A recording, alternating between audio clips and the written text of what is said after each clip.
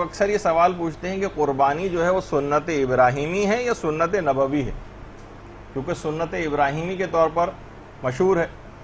کہ حضرت ابراہیم علیہ السلام کی یاد میں یہ قربانی جو ہے وہ کی جاتی ہے۔ تو دیکھیے حضرت ابراہیم کی شریعت کے کتنے ہی مسائل کو پروردگار عالم نے باقی رکھا ہے، اور کہا ہے کہ حضرت ابراہیم کی جو شریعت تھی اور جو طور طریقے تھے اس میں سے اکثر احکام پیغمبر اسلام کی امت کے لیے بھی جاری کیے گئے، اور باقاعدہ قرآن کے سلسلے میں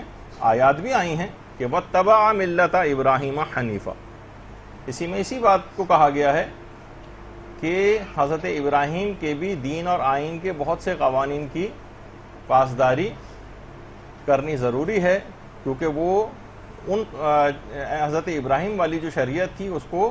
اس میں بھی بہت سے احکامات کو پیغمبر اسلام نے بھی جاری کیا، تو اس لحاظ سے دونوں میں کوئی منافات نہیں ہے، اور حضرت سنت ابراہیمی بھی ہے اور پیغمبر اسلام کی اپنی سنت متواترہ اور ایک جاری سنت بھی رہی۔